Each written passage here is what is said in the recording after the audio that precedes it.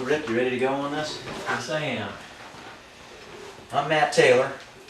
I'm an amputee, as you can see, and I own a company called Taylorcraft Incorporated. We are the makers of a product called Frogskin. This is Rick Stapleton, a good friend of mine and also a certified prosthetist, and he's going to tell you about this product and what we can do for the industry and for the client. You know, today we are faced with so many challenges with the insurance companies constantly changing and reducing the reimbursements amounts that we charge for taking care of our patients. And we're also faced with limitations, cavitations on insurances on what they will pay for and what they won't pay for.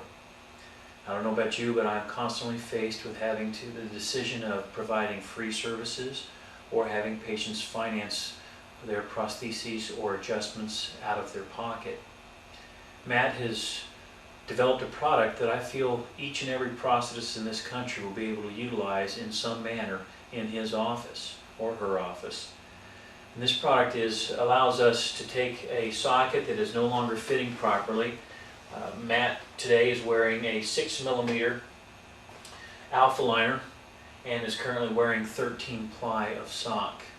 I could bump him up to a 9mm and take a little bit more of that sock away, but that also means he has to purchase another set of liners. And again, with limitations on funding through insurance companies, we are faced with these challenges every day. So what I'd like to demonstrate today is the ability to utilize a product that is very inexpensive for me to have on my shelf and yet provide a service that is going to take care of this patient for a long time in the future with very little cash out of his pocket or very little expense to the insurance company. And it really fulfills a need in both people's lives. Matt being able to have an affordable prosthetic adjustment, and myself as a businessman being able to make some money off of the work that I do. So we're going to demonstrate today the process and the function of taking care of this patient and minimizing the amount of socks that he has to utilize with his prosthesis, and yet provide him with a very well-fitting prosthesis that will last him for years to come. Matt, how comfortable are you in this on the 13 ply sock that you're currently wearing? Well, I'm not comfortable at all. This is an older leg that I brought here for the demonstration today, and I'm here to show the folks really the beginning process of anybody who could be caught in this particular situation of having had to come back to the prosthetist for several fittings, sandings, heat moldings to try and get the custom fit for the residual limb. So I brought in my original leg, and I'm wearing 3 wool socks, which I know a lot of people are doing out there. And I'm ready for you to retrofit this and show the public how this is done. Are you ready? I'm ready. All right, the first process of course, is preparing the socket. We're going to release his socket, take his prosthesis off. As you can see, he's had multiple adjustments on his socket, and preparing this for the frog skinning, I need to go in and lightly sand the inside of the socket and then also acetone that so that we get a good bonding between the frog skin and the inner surface of the socket. And I've already done that so that we don't have to waste time doing that. I'm also going to prepare his residual limb by removing his socks. He's got a 2 5 plies and a 3 ply for 13 ply of sock.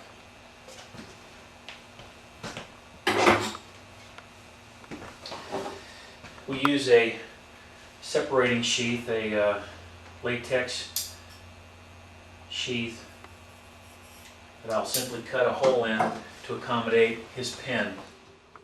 I'm going to invert it a little bit for ease of donning and making sure we get it up completely over his gel liner. And this can be used on any gel liner, any type of shuttle lock system. Just making sure that you take these specific precautions in order to make sure that this is a successful retrofit.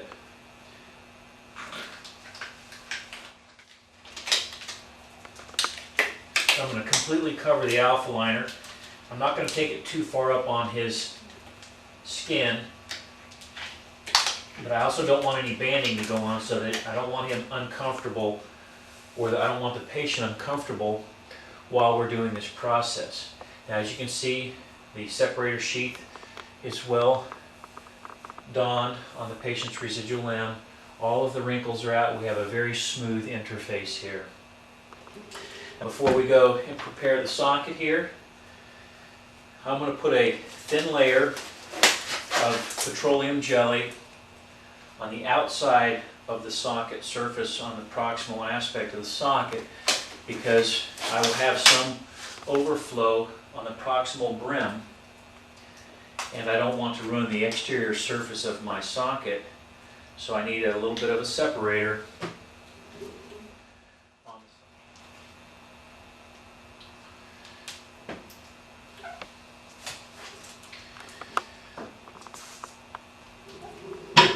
I'm now going to prepare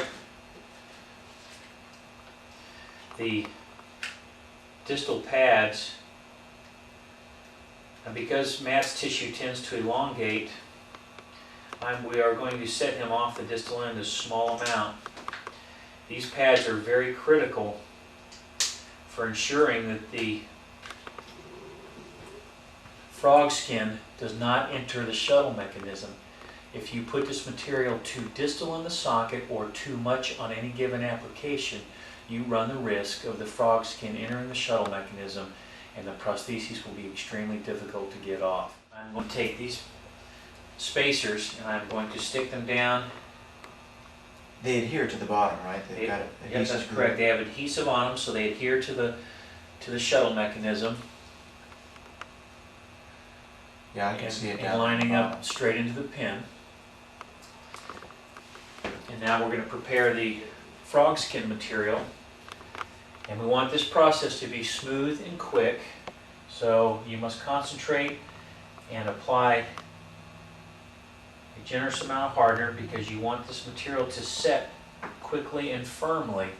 If you do not apply enough hardener, the material will stay a little bit tacky. You want to mix thoroughly your hardener. I'm going to begin loading up my socket.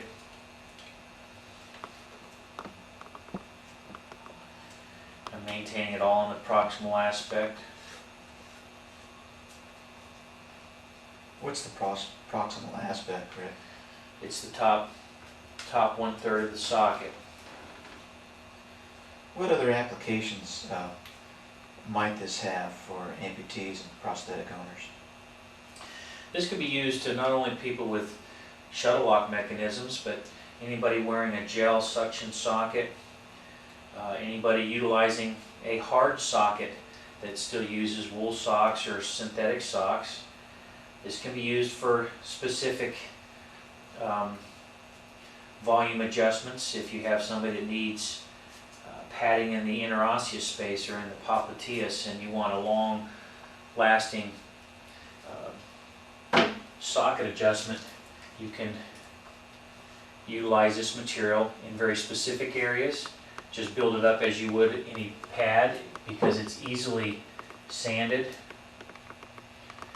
tapered beautifully so you don't end up with any rough edges, and you can make it any thickness you want. So it really has many applications when you talk about socket adjustments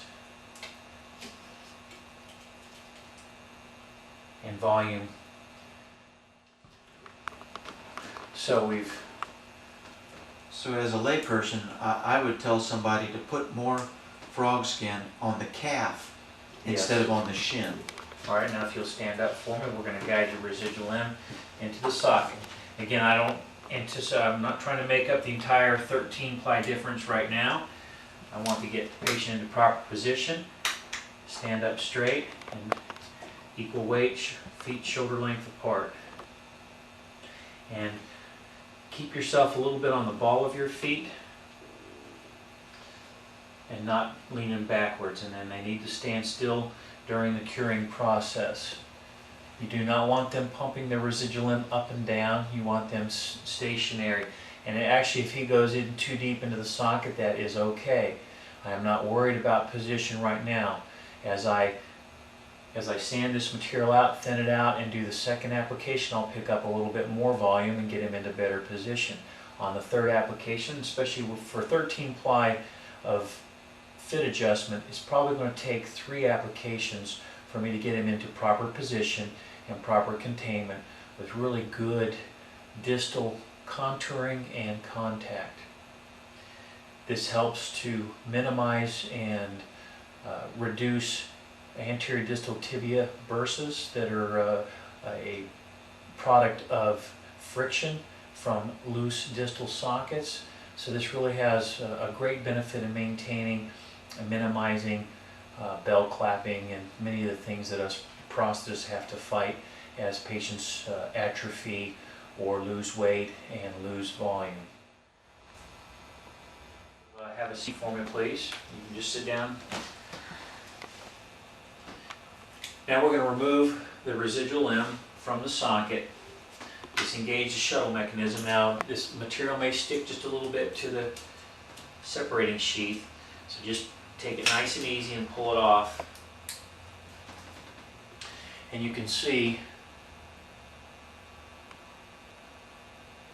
that's we've got got a nice first fit. the edges. Now we don't have the material everywhere where I want. We're a little bit light here, but again, on my second application, I'm going to fill these areas. We're not quite all the way to the distal end, but as we change the volume in the top, his residual limb will push the material towards the distal end. You still do not want to put material too distal because it will clog your shuttle lock. Now to prepare for the second application, I have sanded the proximal edge of the socket and have lightly sanded the inside using emery paper and then wiped the inside of the interface with acetone so that there are no hand oils or dirt or debris in there, so that I get a good bonding of the second application. The patient still has the release agent on his residual limb, so we're going to utilize the same release agent, and then I'm going to mix up a second batch and again apply in the proximal 1/3 of the socket. Because I've got a little bit here on the lateral side that I need to take, I'm going to concentrate a little bit of more material on the lateral side. I will continue to put material in the posterior aspect of the socket, and then I'm going to put a little bit more on the anterior aspect, again keeping it in the 1/3 part of the socket. As we fill in the volume on the proximal aspect of the socket, his residual limb will move the material where it is needed down to the distal 1/2 or to the distal 1/3. But do not put too much in, because if you've replaced significant volume in the proximal aspect, it will move all to the distal end and could again interfere with the shuttle mechanism. So I will apply this now. It's a very quick and easy process, and it's an excellent tool for us to be able to reduce the volume of your socket. And also, because when you lose volume, especially transtibular amputees, when they lose volume, they do not lose it symmetrically. Most of the volume lost is because of the gastrocnemius and the soleus, which is in the posterior part of the socket, but also the tibia, the lateral tibial flare, the head of the fibula, and the distal fibula have all changed shape because of the muscular atrophy. So therefore now our socket is a different shape, or our residual limb is a different shape, and we want to mimic that shape by utilizing a different interior interface, and hence the use of Frogskin to change the physical shape of the inside of our socket. And we're using the residual limb to shape it, which really gives us a very, very close match to his residual limb. A mirror match, wouldn't you say? We can go into a third world country that's getting donated sockets, donated limbs, and fit up anybody with a socket that wasn't a custom fit to begin with. We can make it a custom fit. That's correct. At barely any cost. That's right. The cost is minimal. The results are excellent. You get really a very well-fitting socket for a little bit of effort, a little bit of financial outlay.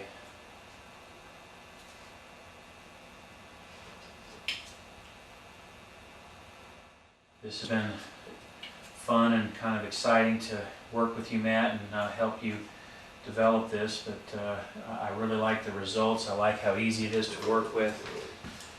And I like having another tool in my arsenal to be able to satisfy patients that are under financially hard times. Now you can see actually he's still a little bit deep. Oh, don't stand back. Don't stand back. I'm going to turn toward the camera a little bit. Okay. Stay forward. Now we really want to do not allow the amputee to move too much. If they piston too much in the socket, if they move up and down, they will pump the material down into the distal end of the socket. You can see now he's still just a little bit deep in the socket, but now his patella is moving more proximal, so we're getting closer and closer to having him in the proper position. This is our second application. We are changing from a 13-ply fit to a fit that ultimately will utilize just a nylon sheath over the outside of his gel liner. So he's standing with his weight on both legs. His feet are shoulder width apart, with a little bit of pressure more on the toe than on the heel. So you want their weight just a little bit anterior to midline. This demonstrates that as the patient put in his residual limb, we do have some overflow, which is fine. It's actually what you want. I want to see this material moving up out of the proximal aspect of the socket. And in just a minute here, we'll show you how the distal aspect of the socket looks as we continue to revise the volume of his socket.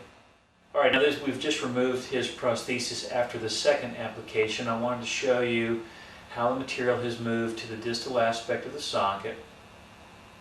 So you can see the posterior area has filled in very nicely and come very close to our gaskets that prevent it from entering, or at least minimize the chances of it entering the shuttle lock.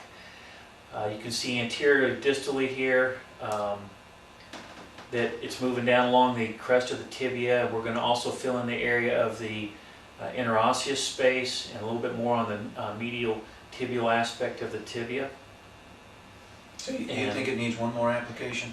Yes, we're going to need to do one more application to finalize it. Plus, again, your patella tendon bar is still a little bit out of position. You're still a little too distal in the socket. So we're going to apply one more thin layer, and we'll be able to finalize the distal aspect. I'll be able to remove my gaskets, polish up the distal end, polish up the proximal aspect, and the patient will be walking out of the office after approximately an hour, hour and a half refit or retrofit of his socket. All right, this is our third and final application. So we've donned the prosthesis with the third application, we've removed it, and now you can see really the entire surface of the socket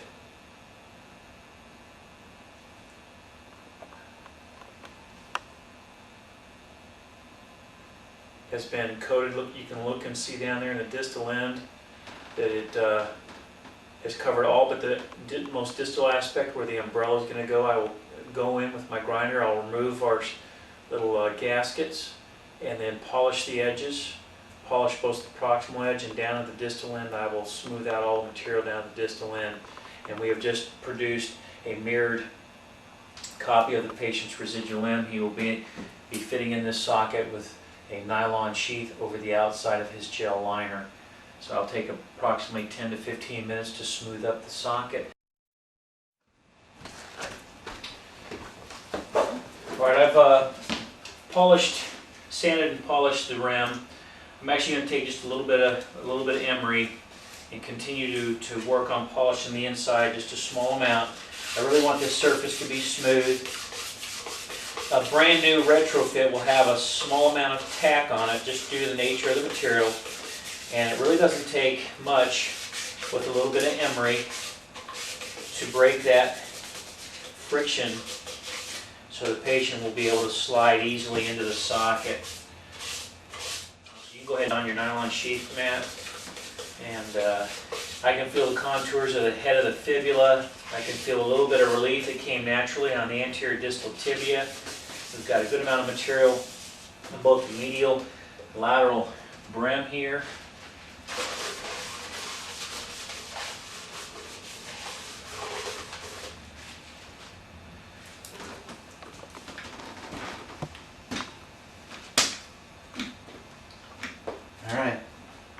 I'm in. All right, locked in.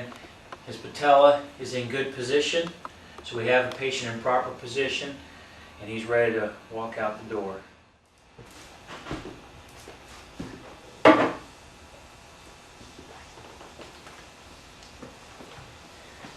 If you have any questions, feel free to call the office at 877-FROGSKIN or see us on our website at www.taylorcraftinc.com. Thank you, folks.